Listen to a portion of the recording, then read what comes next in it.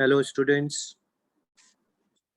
Good evening, sir. Good evening, sir. Good evening, sir. तो तुम लोग का स्कूल तो चल रहा होगा, सबका स्टार्ट हो गया होगा। Yes, sir. तो बहुत से स्कूल्स में तो मोल खत्म भी हो गया होगा, Yes, sir. है ना। मोल एटॉमिक स्ट्रक्चर चल रहा होगा मोस्ट प्रोबेबली। तो मोल आज स्टार्ट हुआ। मोल आज स्टार्ट हुआ है, ओके। चलो पहले तो मैं ये बता दूं कि अपना ये जो तुम्हारा 11th क्लास है, इसमें chemistry has been divided into 3 parts. ठीक है, as we all know, first is physical chemistry. Physical chemistry का यूं नाम कैसे पड़ा? ये नाम फिजिकल केमिस्ट्री का पड़ा on the basis of physics आ रहा है ना इसमें। Yes, sir. ठीक है, तो Yes, sir. it's an application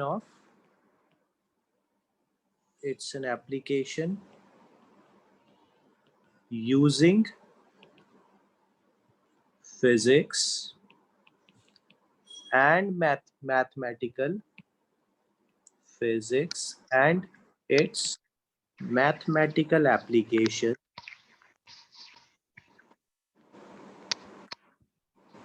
in chemistry.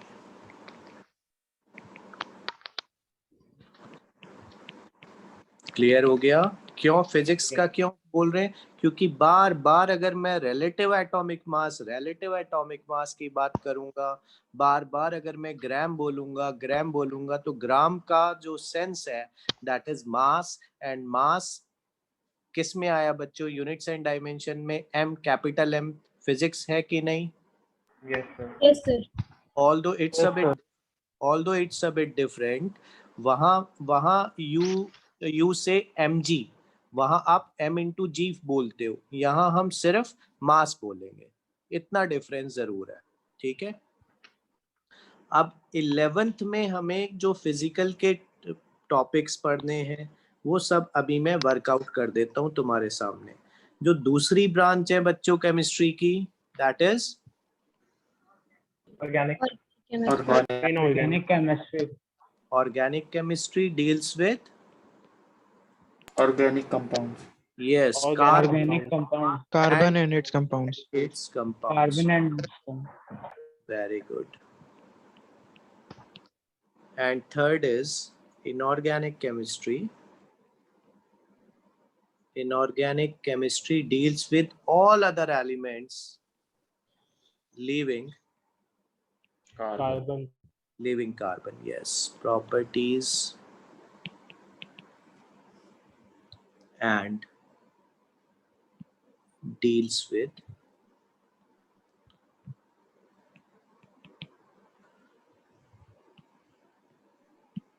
properties of elements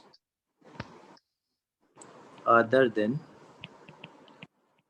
carbon. So let's mark 11th syllabus. 11th syllabus starts with first chapter is mole concept. Sir Yes. Sir वो ऊपर वाला एक बार सर फिर से दिखा दें। फिर से ये पूरे नोट्स तुम्हारे पास क्लास के बाद along with recording सब आ जाएगा, है ना। जस्ट इमीडिएटली क्लास के बाद देख लेता हूँ, मैं समझा देता हूँ।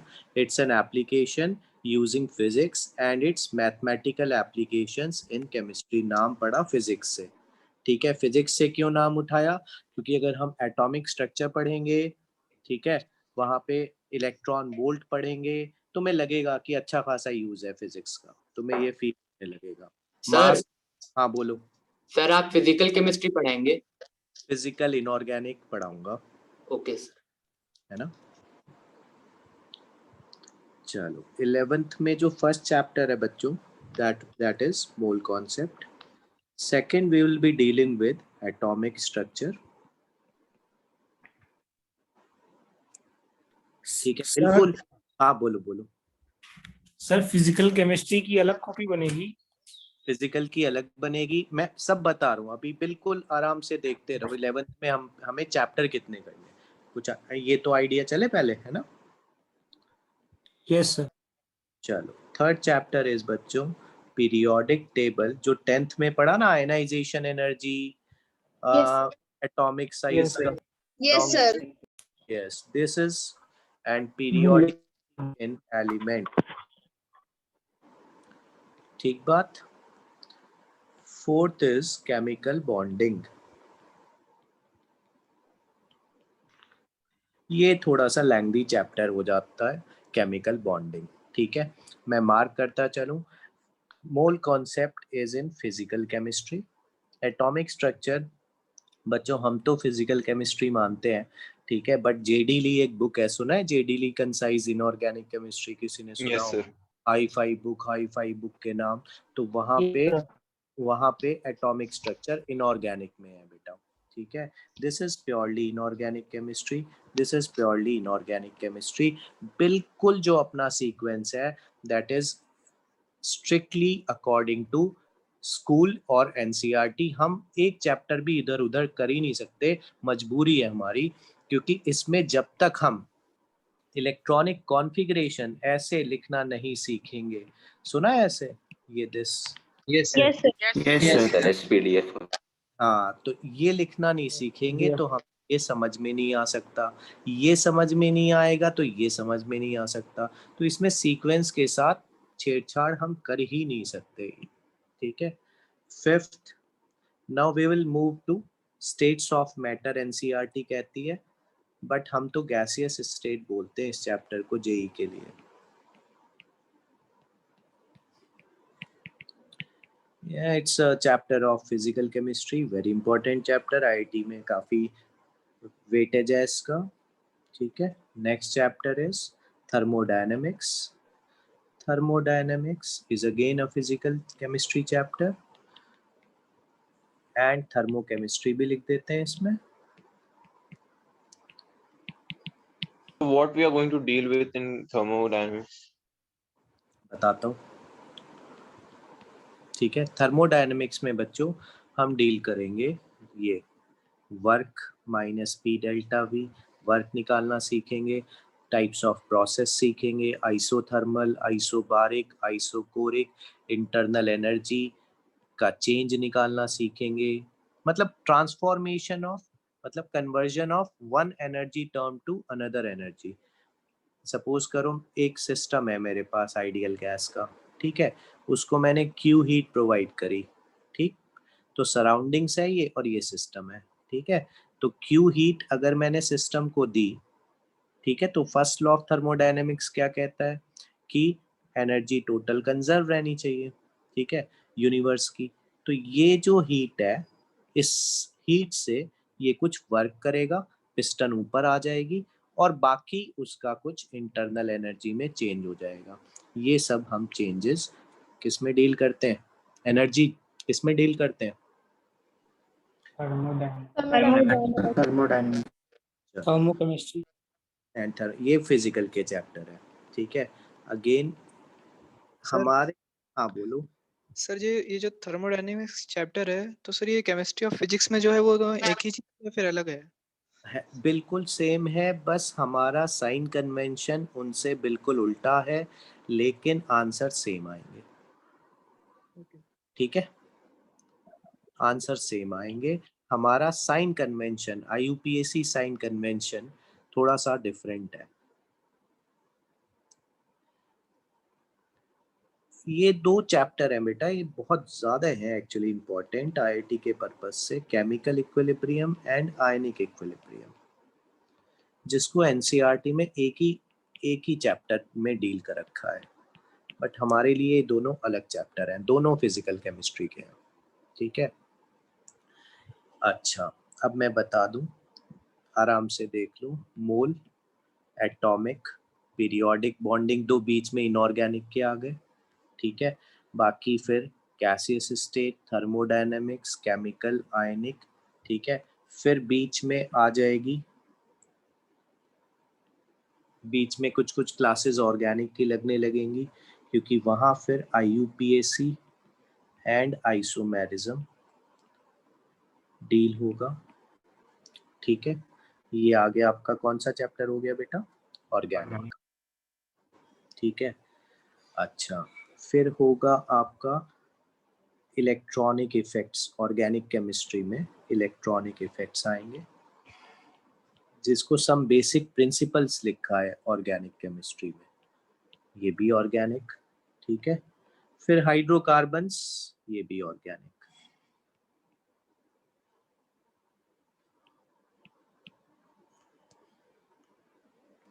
फिर पार्ट 2 NCERT में पहला चैप्टर है ऑक्सीडेशन नंबर एंड रिडॉक्स, है ना? देखा होगा, नहीं तो आज देख लेना। ये भी फिजिकल का है बेटा। ठीक है, और S ब्लॉक एलिमेंट्स, ये इनऑर्गेनिक में सुना होगा। S block elements, alkali metal सुने? Alkali Yes, alkaline. Yes, Yes, sir. sir. Yes, sir. Yes, sir. Yes, sir. ठीक है, और ये थोड़ा सा ज्यादा, देखो P ब्लॉक तो अपने को पता है कि ये इधर पीरियोडिक टेबल के इस तरफ P ब्लॉक होता है। ठीक है, ये वाला, इसमें होते हैं 1 P1 P2 P3 P4 P5 P6, ये होती है नोबल गैसेस। ठीक है, नई आइडिया, मैं तो जस्ट समझा रहा हूँ। मैं बस ये बता रहा हूँ कि इस बार बोरॉन और कार्बन फैमिली 11th में हमारे सिलेबस में है, और 12th में है nitrogen family, oxygen family, halogens, noble gases. Clear हो गया? Yes, sir. Yes, sir. P block में हमारे इस साल हमें बोरॉन एंड कार्बन फैमिली कर लेनी है लास्ट में जाके। It's again inorganic chapter. This is the whole syllabus of 11th. Mole, atomic, periodic, bonding, gaseous state, thermodynamics, chemical equilibria, ionic equilibria, then organic के basic concepts हैं, जिसमें electronic effects लिखा है मैंने, hydrocarbons, alkane, alkene, alkyne, oxidation number and redox, वो तो मैं यहीं कवर करा दूंगा, क्योंकि ज्यादातर स्कूल्स में हाफ ईयरली में ही आ जाता है ये टॉपिक, ये वाला, ये ऑक्सीडेशन नंबर कैलकुलेशन और बैलेंसिंग ऑफ रिडॉक्स, वो यहीं आ जाता है हाफ ईयरली में। तो मैं इसके बाद या इससे जस्ट पहले उसे ले लूंगा। ठीक है, सर यस बताओ। सर हमारा IUPAC चल रहा था। हाँ तो चलता रहेगा बेटा। इसमें तो सर देखो, आप इसमें जो सर में ऐसे होगा कि पीआई फिजिकल इनऑर्गेनिक अलग चलती है, ऑर्गेनिक अलग चलती है, ऐसे चलता है 11th। ठीक है, तो सर अशफाक सर हमें इस चीज को ऑर्गेनिक ही पढ़ाएंगे। हाँ वो ऑर्गेनिक पढ़ाएंगे, मैं पीआई पढ़ाऊंगा। पीआई मतलब फिजिकल इनऑर्गेनिक। सर आपके नोट्स तो अलग बनाएंगे फिर? मेरे बिल्कुल अलग बनेंगे, मेरा होमवर्क सब कुछ अलग होगा, हर चीज। सर फिजिकल और इनऑर्गेनिक सेम कॉपी में रहेगा?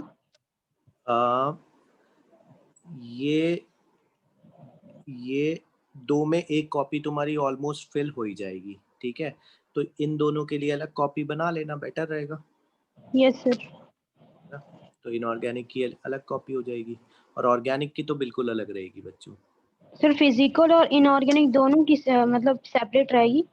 हाँ बिल्कुल सेपरेट रखो हर चीज को, सिस्टमैटिक। ठीक है, okay sir. And sir homework copy भी सेपरेट रहेगी? होमवर्क कॉपी में मतलब जो होमवर्क दिया जाएगा ऑब्वियसली नोट्स के साथ उसे कपल मत करना। No sir, sir I mean to say that वो फिजिकल इनऑर्गेनिक के जैसे अलग अलग नोट्स की कॉपी है, तो होमवर्क की भी एक्सरसाइज की फिजिकल और कॉपी, इनऑर्गेनिक के लगेगी? एक्सरसाइज की कॉपी सेम रख लेना, ओके है ना? सर फिजिकल, ऑर्गेनिक और इनऑर्गेनिक सर तीनों मिक्स करके एक कॉपी में होमवर्क कर सकते हैं? ना ऑर्गेनिक अलग ही रखना, और फिजिकल इनऑर्गेनिक सेम कॉपी में? हाँ ये सेम कॉपी में आप होमवर्क कर सकते हो। ओके So अभी हम लोग मोल कॉन्सेप्ट स्टार्ट करेंगे ना? कर रहा हूँ, जस्ट लिख ही रहा था। सर एक्सपेक्टेड टाइम कितना लगेगा सर इतना सिलेबस खत्म करने में? तुम्हें एक एक चीज बता देता हूँ, लोग मैं बता नहीं जा रहा था। See this we will try to finish up by maybe July end, ठीक है।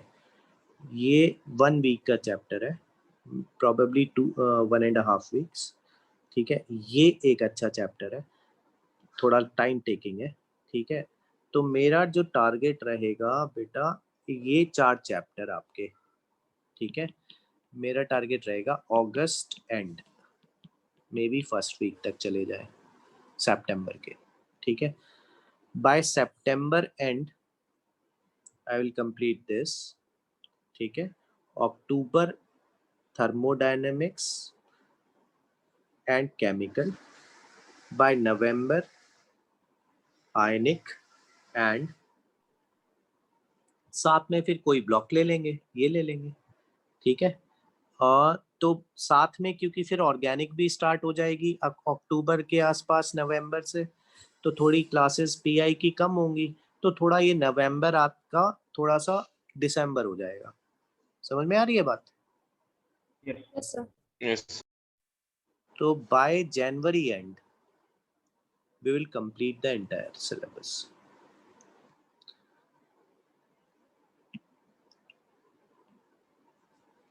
So, Sir, by entire syllabus, you means that both PI and organic? yes, I mean that. Sir हम लोग कल वो कोचिंग से इसका module ला सकते हैं? कोचिंग से इसका फिजिकल कॉपी मैं बताता हूँ, सैटरडे तक बताता हूँ आपको, है ना।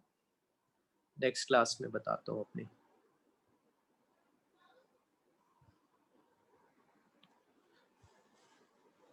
सी मोल कॉन्सेप्ट को let me divide into 2 parts. First is introduction to chemistry. Introduction to chemistry में वही बच्चों 9th वाला पार्ट है, जिसमें हम calculation of moles, molecules, atoms,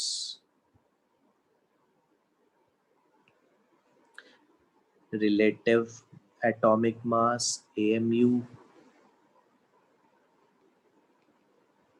ये सारी चीजें हम सीखेंगे। देन इसमें कुछ मैं चीजें पढ़ाऊंगा, जैसे एम्पिरिकल मॉलिक्यूलर फॉर्मूला। समझ में आ रहा है? Yes sir. Yes, sir. Empirical molecular formula, ठीक है। फिर मैं कुछ एवरेज एटॉमिक नंबर का फॉर्मूला वगैरह पढ़ाऊंगा इन केस ऑफ आइसोटोप्स। और फिर मैं कुछ बड़ी इंपॉर्टेंट टर्म्स पढ़ाऊंगा, जैसे वेपर डेंसिटी क्या होती है। ये सब हम शुरुआत में इंट्रोडक्शन टू केमिस्ट्री में पढ़ेंगे। और दूसरा जो पार्ट है ना बच्चों मोल का, दैट इज, उसमें हम सबसे पहला पार्ट है बेटा स्टोइक्योमेट्री। स्टोइक्योमेट्री में we deal with principle of atomic conservation POAC and limiting reagent. सुना है limiting reagent? Yes, sir. Yes, sir. Yes, sir. Limiting reagent तो स्कूल वालों ने बहुत पका देंगे तुम्हें, बोल बोल के लिमिटिंग बताओ, लिमिटिंग बताओ। यस तो लिमिटिंग तो मैं अभी निकालना सिखा रहा हूँ तुम्हें 10 मिनट के अंदर, ठीक है, जिससे तुम स्कूल में तो कम से कम वहाँ कॉम्प्लेक्स में ना रहो। सर वॉइस स्लो आ रही है आपकी। अच्छा, स्टोइक्योमेट्री बेटा जो दूसरा पार्ट है, mole concept deals with 2 parts. Introduction to chemistry, जिसमें एटम, मॉलिक्यूल, एवोगैड्रो नंबर, ये सब इन्वॉल्व करेंगे। फिर एक्चुअल 11 शुरू होगा, दैट इज स्टोइकियोमेट्री, मतलब केमिकल रिएक्शन पे मोल का एप्लीकेशन, जिसमें हम प्रिंसिपल ऑफ एटॉमिक कंजर्वेशन, इतना इम्पोर्टेंट है ये कि आईआईटी के लिए एक काफी इम्पोर्टेंट चीज है, मैं तुम्हें बताने वाला हूँ इसमें। खैर, लिमिटिंग रिएजेंट, उसके बाद जब स्टोइकियोमेट्री हम ढंग से खूब हर तरीके का क्वेश्चन लगा चुके होंगे, then we will move to concentration terms.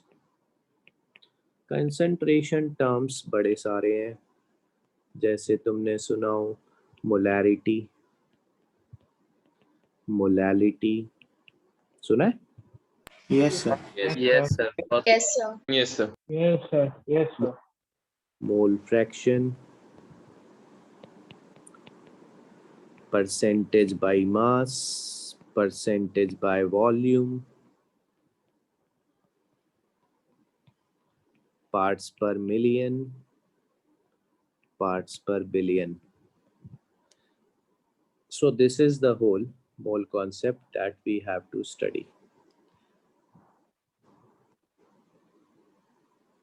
देख लो एक बार, ठीक है? लिखने की, ये बनाने की जरूरत है? बनाओगे इसे? No, sir. नहीं बनाओगे? चलो अभी तो मैं, हाँ चलो अभी फिर से मैं टाइम दूंगा। अभी मैं सर तुम्हें नोट से अगर बनाना होगा तो नोट से बना लेंगे। चलो ठीक, अब सुनो जरा ध्यान से। सपोज करो मैं ये कहता हूँ, सर वॉइस स्लो आ रही है आपकी। सही आ रही है। सही है। सही है। सही है। एक बार चेक करो तुम अपना। सर उसके साइड से कोई प्रॉब्लम है। ओके, बिल्कुल, अब बिल्कुल कान खोल के बात सुनना मेरी, है ना? अब एक चीज मैं बता रहा हूं तुम्हें, आज लिमिटिंग रिएजेंट तो निकालना सिखा दूं, ठीक है? फिर जब आएगा दोबारा फिर सीख लेंगे, क्या हो गया बोलो? Yes sir. Yes Yes, sir. In the mean time मेरे को बस इस फॉर्मूले का यूज पड़ेगा बच्चों, जो सबको पता होगा, given mass upon molar mass. हम मॉलिक्यूलर मास, ये तो सबको पता है। Yes, sir. Yes. Yes, sir. Yes, sir. अब मेरी बात ध्यान से सुनना।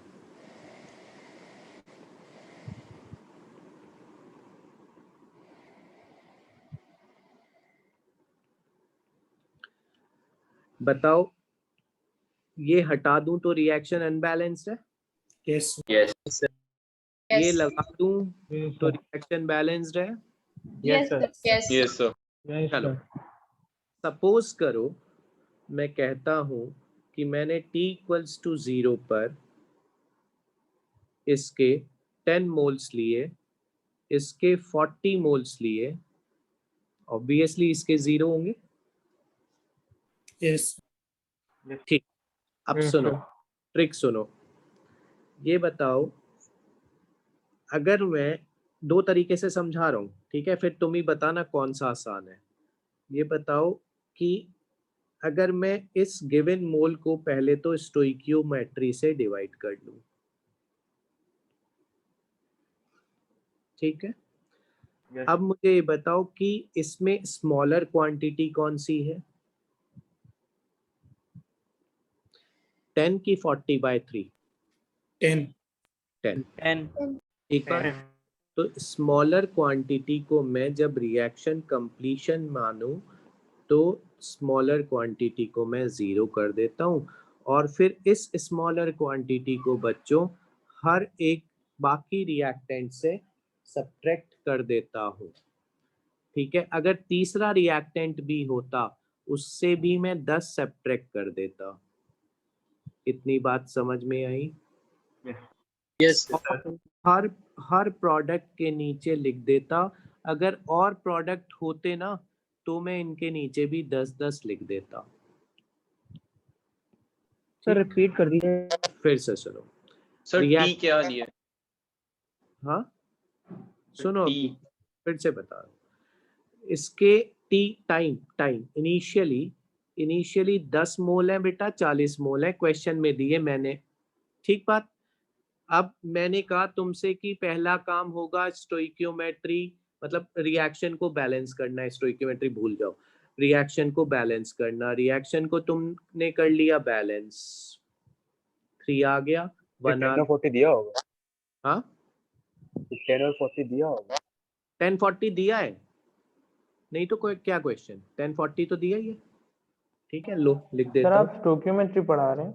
ना मैं तो बस हिंट दे रहा हूँ बेटा कि ये चैप्टर स्टोइकियोमेट्री तो अभी तो यही चलेगा, इंट्रोडक्शन चलेगा काफी टाइम, 5-6 सर क्लास। इंट्रोडक्शन मतलब वो some basic concepts of chemistry वही चैप्टर है?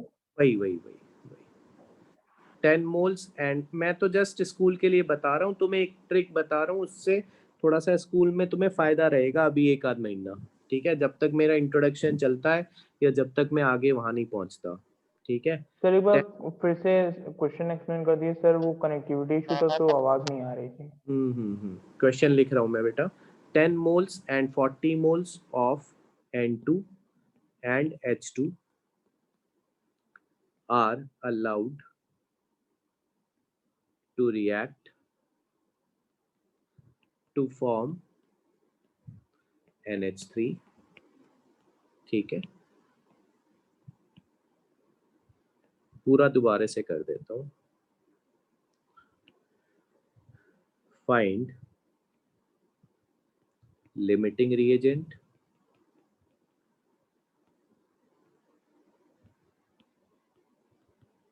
moles of ammonia formed, moles of excess reactant left। अब तो क्लियर है? Yes sir. चलो N2 + 3H2 रिएक्शन का सबसे पहला एम हमारा होगा कि हम बैलेंस्ड रिएक्शन लिखें, जबकि मैं यहाँ POAC सिखाऊंगा। POAC इसलिए बताया जाएगा जिससे कि अगर तुमसे बैलेंस ना हो रही हो तो क्वेश्चन कैसे किया जाए। खैर यहाँ तो बैलेंस कर लिया हमने, ठीक है। इनिशियली ये बताओ कितने मोल दिए?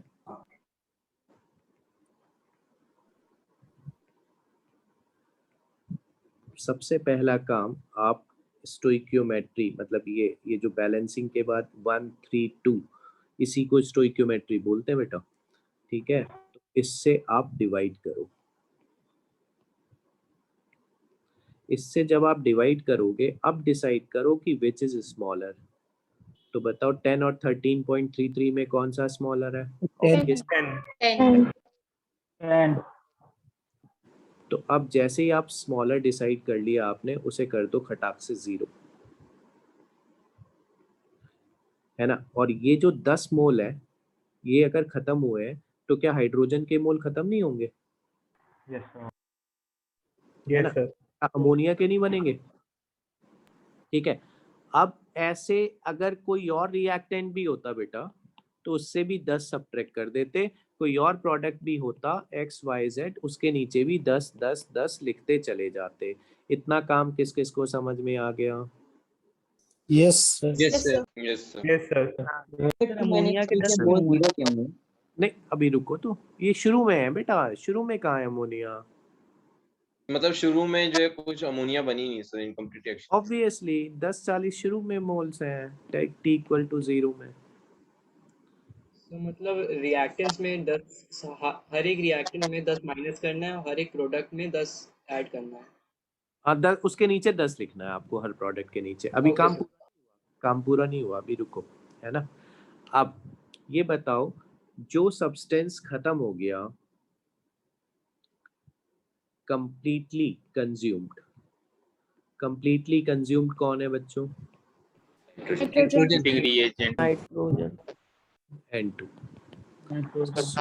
N2 is limiting reagent। किस किस को बात समझ में आ गई? Yes Yes, sir. sir. Yes, sir. Yes, sir. एक स्टेप और कर दो तो आंसर पूरा आ जाए सही, ठीक है। अब क्योंकि हमने इस स्टोइकियो से डिवाइड किया था तो हमें लास्ट में स्टोइकियो से मल्टीप्लाई भी कर देना है। तो फाइनली बच्चों अमोनिया के मोल्स के आगे कितना लिखोगे, 10 की 20? सर 20 लिखोगे। बताओ इसके नीचे तो लिमिटिंग रिएजेंट लिख दोगे? Yes sir. Yes, sir.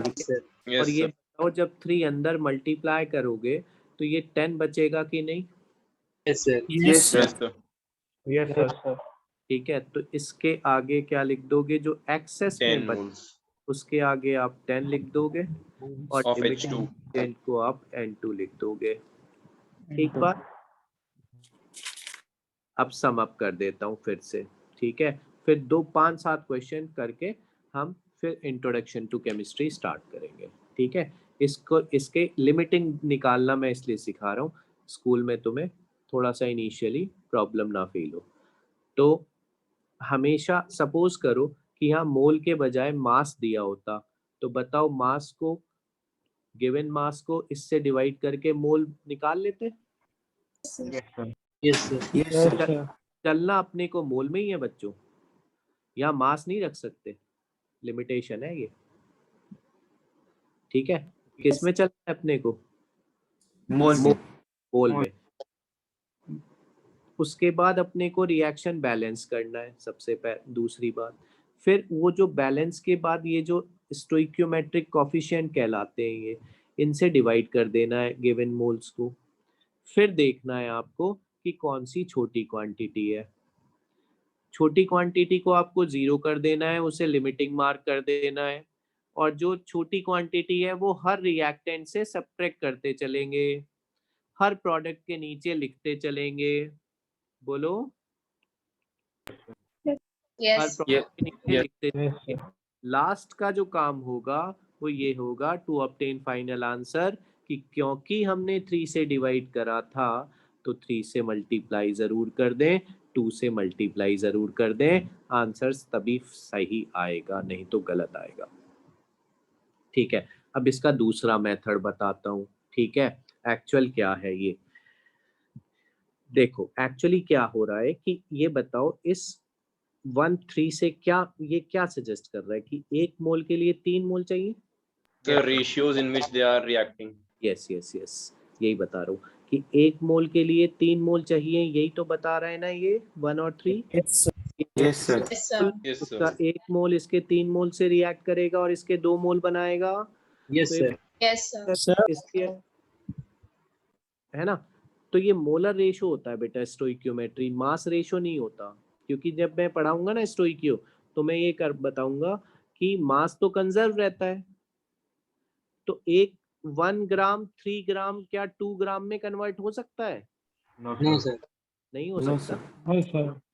तो इसका 1 मोल इसके 3 मोल से अगर रिएक्ट करता है तो इसके 2 मोल बनते हैं। अब ये बताओ कि इसके अगर 10 मोल है तो इसके 30 मोल चाहिए कि नहीं? Yes, sir. Yes, sir.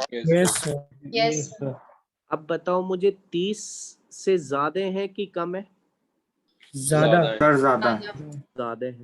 ज्यादा है, तो इसका मतलब hydrogen is capable of entirely consuming N2। Yes, sir. ठीक है, और इसके 10 मोल पूरे खत्म करके भी वो बच जाएगा। Yes, sir. Yes, sir. और बच्चों 10 बचेगा कि नहीं? Yes, sir. Yes, sir. क्योंकि 1 के लिए अगर 3 खत्म होगा तो 10 के लिए 10 खत्म होगा कि 30?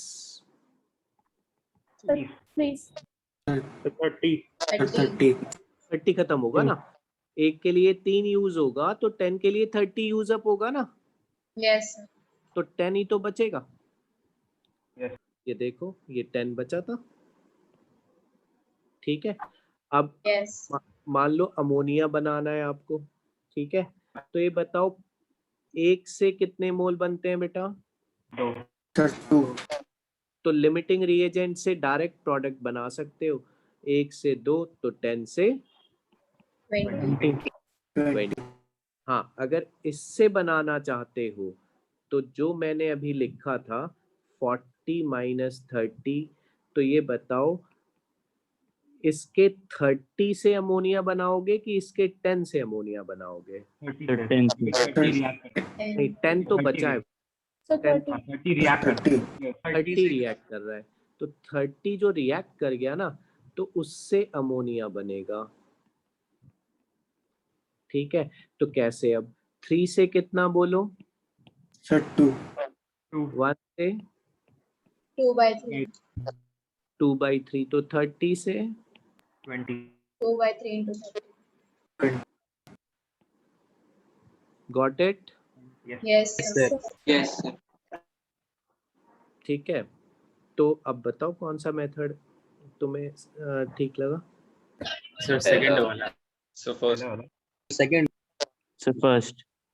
ये बहुत इजी है, ये तो अभी तुम्हारे जब हाथ में आ जाएगा ना उंगलियों पे, तो तुम 1 सेकंड में कर डालोगे। ठीक है, अब जरा और क्वेश्चन करते हैं। चलो, सपोज करो, अब मैं बार बार पूरा क्वेश्चन नहीं लिख रहा ऐसे, ठीक है, क्योंकि मुझे खूब प्रॉब्लम्स करा देनी है इसकी। ठीक है, हाँ, जब मैं स्टोइकियो पढ़ाऊंगा तब बाकायदा हम पूरा वैसे ही करेंगे। सर रिएक्टेंट साइड में हम जो है सब्ट्रैक्ट करते हैं और प्रोडक्ट साइड में ऐड करते हैं ना, मतलब लिख देते हैं नीचे कि भैया इतने बनेंगे, इतने बनेंगे इसके, इतने बनेंगे इसके, इतने बनेंगे इसके, और लास्ट में स्टोइकियो से मल्टीप्लाई कर देते हैं। सर स्टोकियोमेट्रिक वैल्यू जो होती है वो फ्रैक्शन में हो सकती है? स्टोइकियोमेट्री फ्रैक्शन में बिल्कुल होती है। अगर मैं यहाँ पे ये बताओ, यहाँ पे मैं हाफ लिख दूं, यहाँ 3/2 लिख दूं, तो यहाँ 1 हो जाएगा। Yes. Simplest whole number ratio लेके चलते हो तो प्रॉब्लम आसान पड़ती है, क्योंकि फ्रैक्शन सर एक बनाने बार सॉल्यूशन के स्टेप्स रिपीट कर दीजिए। मैं बिल्कुल एक एक स्टेप फिर से समझा रहा हूँ। ठीक है सर, वो जो यूनिटरी मेथड आपने अभी करा था वो समझा दीजिएगा। हाँ, वो भी समझा रहा हूँ। ठीक है, ये बताओ कि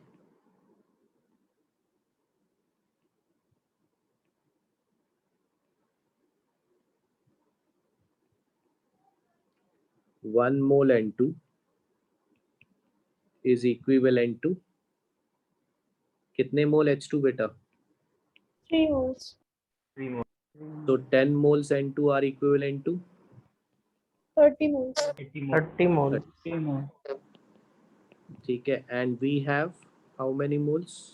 40. So H2 is in excess. बोलो।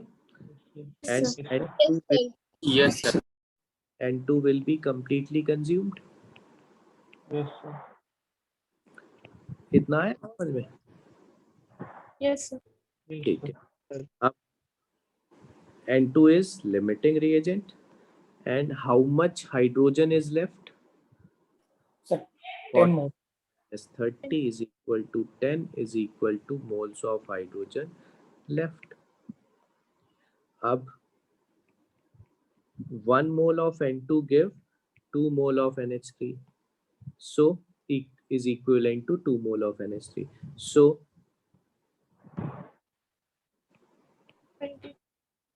समझ में आया? Yes Yes, sir. और अगर मैं H2 से बनाना चाहूं बच्चों, तो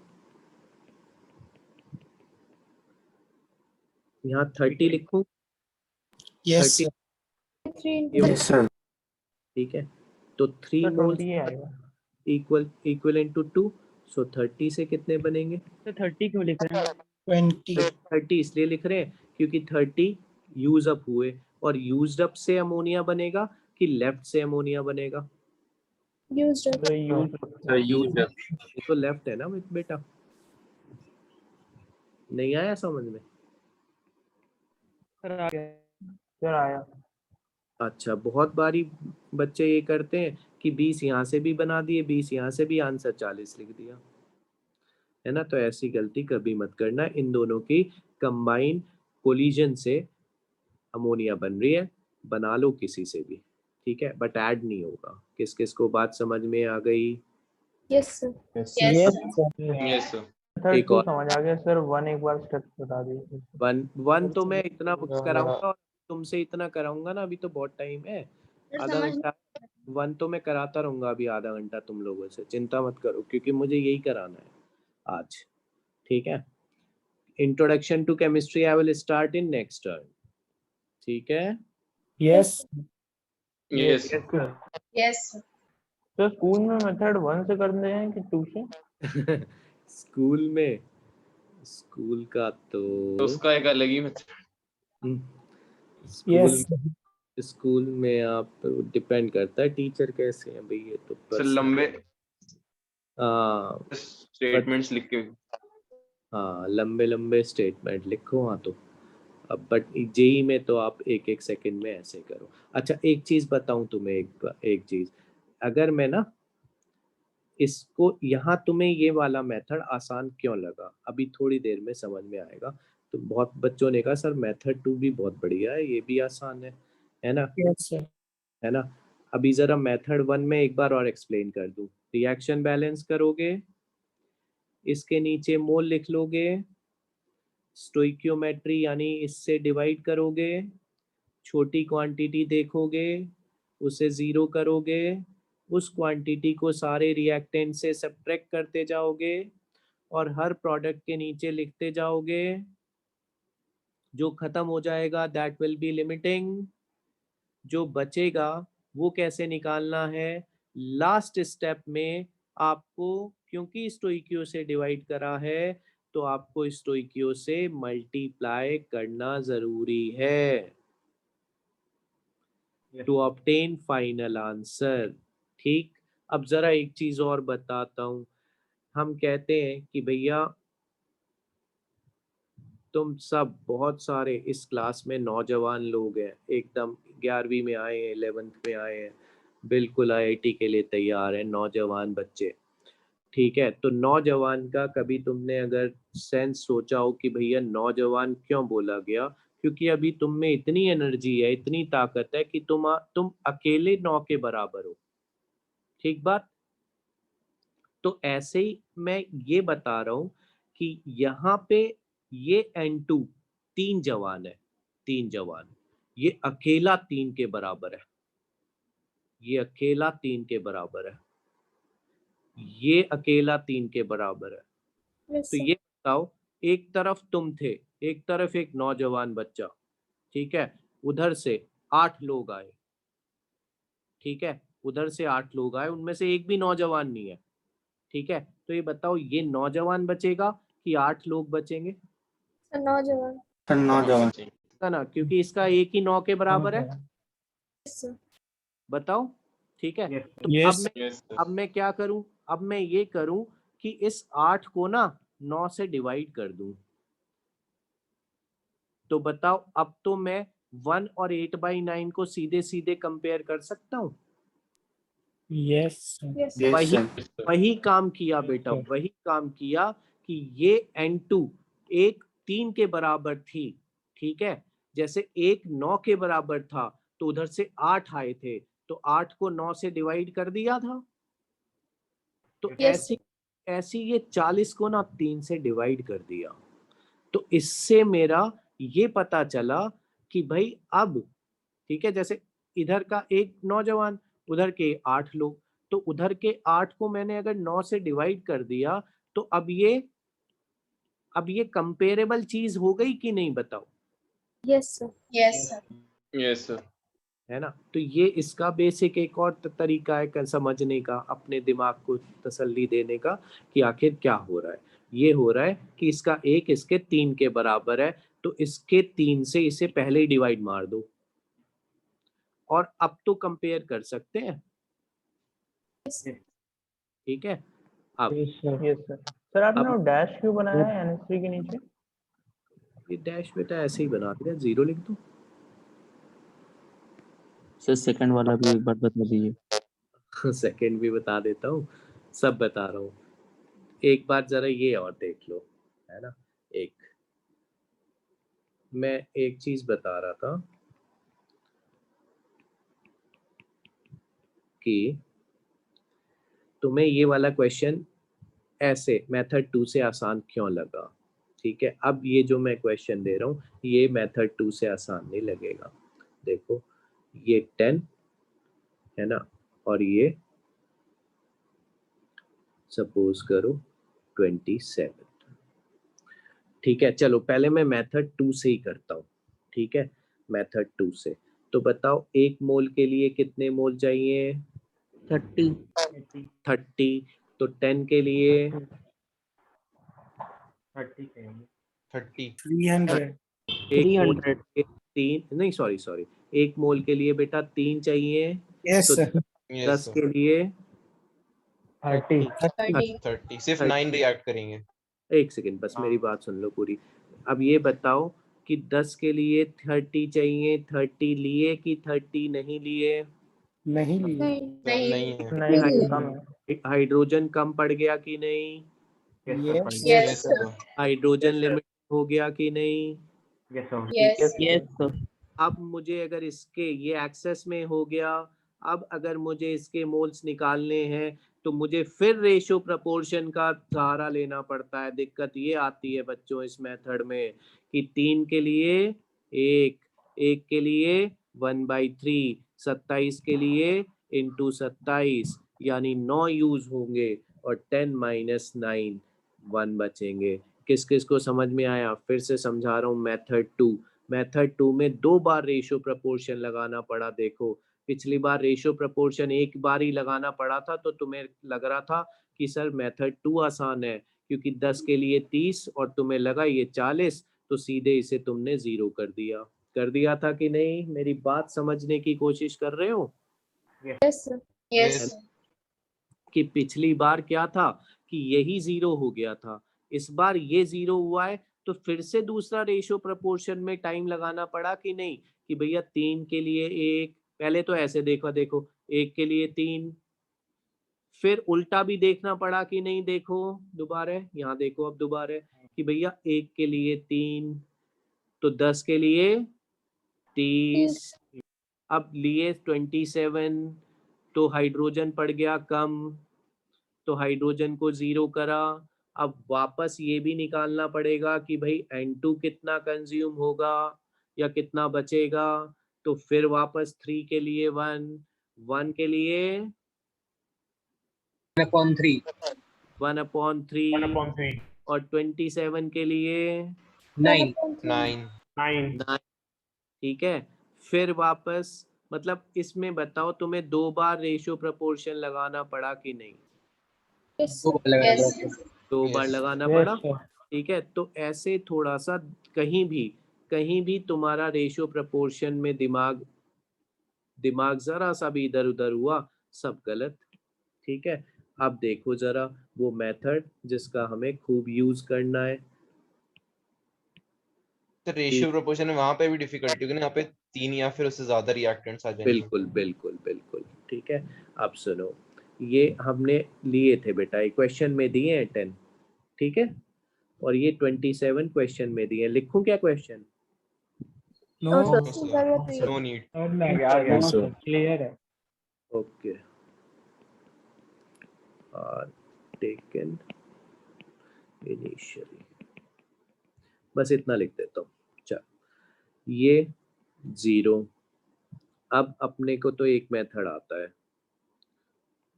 बस, है ना?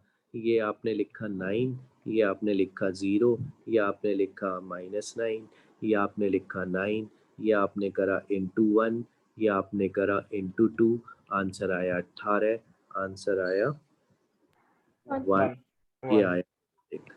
है नहीं आसान? यस सर है ना?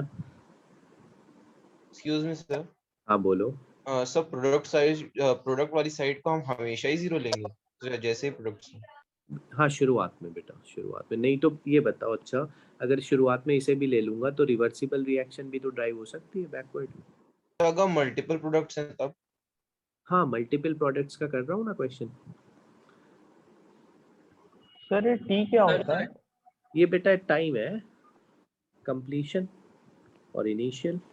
सर तो इस केस में हाइड्रोजन लिमिटिंग रिएजेंट है। यस, जो 0 हुआ दैट इज लिमिटिंग। तो मतलब लिमिटिंग रिएजेंट यानी जिसकी वजह से रिएक्शन रुक जा रही है। हाँ, लिमिट में जो लिया गया, जो कम पड़ गया, वो limiting reagent. Let's see this quantity reaction को लिमिट कर दे। N2 is limiting which is completely consumed, जिसकी वजह से हमें दूसरा प्रोडक्ट, दूसरा रिएक्टेंट पूरा कंज्यूम नहीं हो पाया। आइडियल केस तो ये होता ना बेटा कि ये 10 और ये 30 है ना, यस फिर ये 40, तो ये उसी के रेशो में है ना।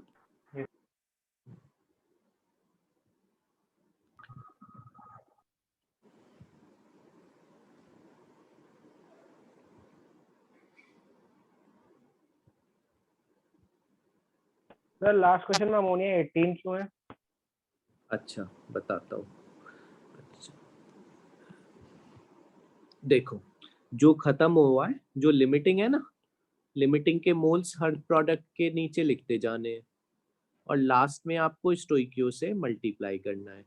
और अगर आप इससे नहीं करना चाहते, मेथड 2 से करना चाहते हो, तो उससे भी बता देता हूँ, 18 ही आएगा। देखो ये बताओ, एक के लिए 3 तो 10 के लिए 30, 30 तो लिए नहीं, लिए 27, तो हाइड्रोजन इज लिमिटिंग। बोलो। Yes sir, yes sir. ठीक है, अब बताओ इसके एक्चुअल में तो बेटा 27 ही है ना, एक्चुअल में तो ये तो बाई 3 तो मैंने करा था इस मेथड के लिए, एक्चुअल तो 27 ही थे ना। Yes sir. और ये ही लिमिटिंग भी आ गया था कि नहीं बताओ। Yes sir. 1 के लिए 3 तो 10 के लिए 30 और ये 27 था, तो यही कम पड़ेगा ना। Yes sir. तो अब ये बताओ, इससे अगर मैं प्रोडक्ट बनाना चाहूँ तो बताओ, 3 से 2 2, 1 से 2/3 और 27 से यस सर आ रहा है ना 18। और इससे बनाना चाहूँ, इससे, तो ये बताओ 1 से 2 2 तो 9 से 18 किसी से भी बना, बट 1 से मत बना। ये तो लेफ्ट है ना सर? ये तो लेफ्ट मोल्स है ना। और यस यस सर। ये कंज्यूम्ड है, तो कंज्यूम्ड से बनेगा ना प्रोडक्ट तो।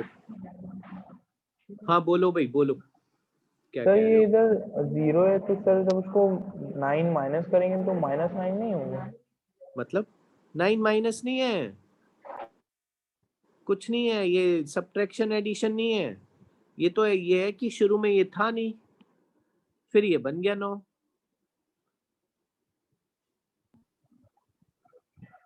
एडिशन है ये बेसिकली। सर आपने जैसे कहा था ना, जो लिमिटिंग रिएजेंट होगा उसको बाकी हाँ से तो सब्ट्रैक्ट, से सब्ट्रैक्ट कर देंगे। हाँ सब्ट्रैक्ट तो बेटा रिएक्टेंट से करोगे ना, बाकी प्रोडक्ट से तो मैंने कहा था नीचे इसके लिखते चलोगे। ये ओके सर। आया समझ में। तो प्रोडक्ट से नहीं करते हैं मतलब? ना ना, प्रोडक्ट में तो ये बनेगा ना, ऐड होगा। ऐड होगा उल्टा। Okay sir. चलो ये रिएक्शन लिखते हैं, तो बताओ क्या बनेगा। Al2SO4 whole plus NaCl let's balance three लगेगा उसमें और इसमें 2 3 6। क्लियर है। Yes, sir. चलो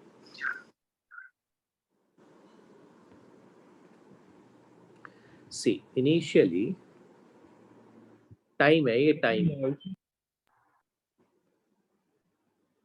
इनिशियली जो मोल्स लिए गए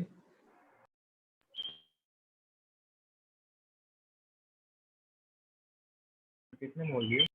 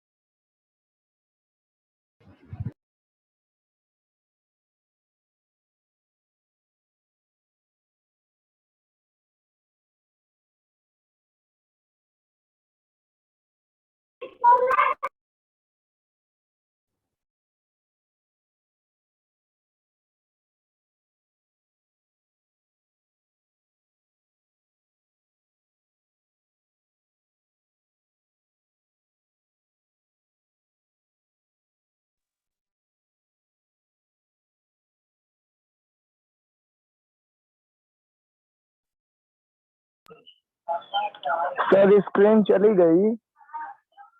सर चले गए। सर चलेगा स्क्रीन लेके। स्क्रीन लेके सर।